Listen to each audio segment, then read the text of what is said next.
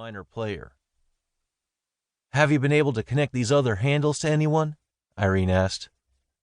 "Nothing definitive."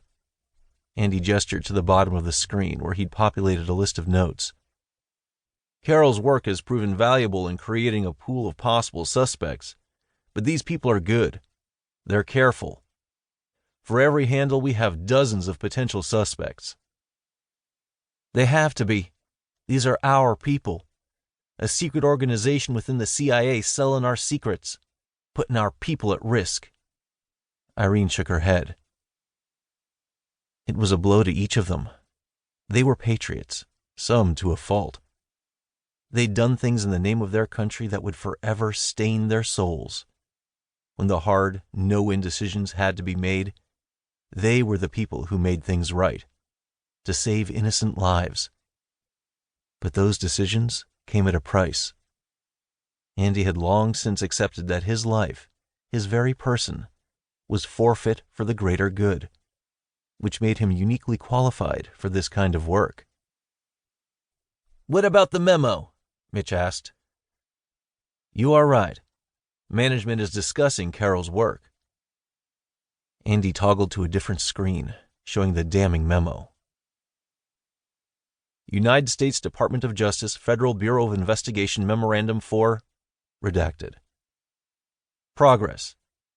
At this time, we are following leads pertaining to the sensitive leak of documents being transported to our redacted offices.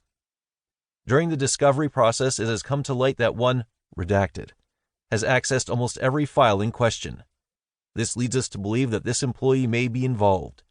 It is our recommendation that a detailed evaluation be conducted without redacted knowledge so that we may ascertain if intel was passed along illegally. Andy didn't have to know the redacted parts to read between the lines. This memo was about the events around Rand and Sarah, and how Andy got caught up in everything.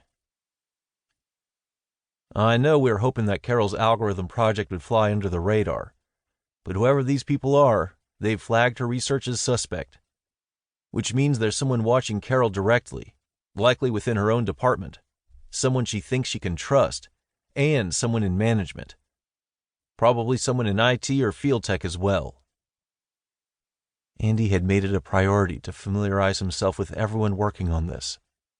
He hadn't met Carol, but out of everyone, she was the person who fascinated him the most. She was a brilliant analyst focusing on the greater Asian area. Her work with Irene had uncovered many of their leads on Charlie. Carol had been working on an algorithm to search out similarly failed missions to create a pool to work from. Ops where agents had died or things went inexplicably wrong. Something to help them identify who the leak could be. Andy was jealous he hadn't thought of it first. But the project wasn't done yet, and now she was drawing the wrong kind of attention, which was where he came in. "How close is the algorithm to being done?" Mitch stared at Irene. Following the China fiasco with Rand and Sarah, they'd been careful about who interacted with whom. By keeping Carol on the outside with her only contact being Irene, they'd hoped to protect her. "There's still a ways to go." Irene shook her head, but didn't return Mitch's gaze.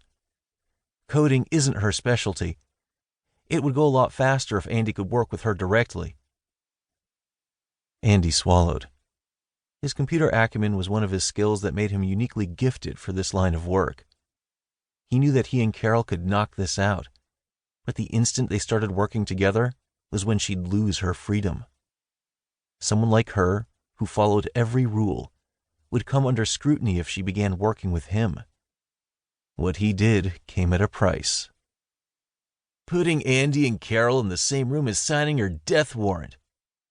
You know, as soon as whoever instigated this memo finds out they're working together, they'll be on the hunt for her head," Noah said.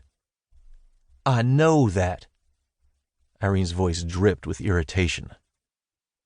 Rand, Noah, and Andy were all private CIA contractors with different skill sets. Rand was a sleeper agent, capable of long-haul missions, at least before Sarah. Noah moved in white-collar circles. His charm could open doors it shouldn't. Andy not only stalked his prey,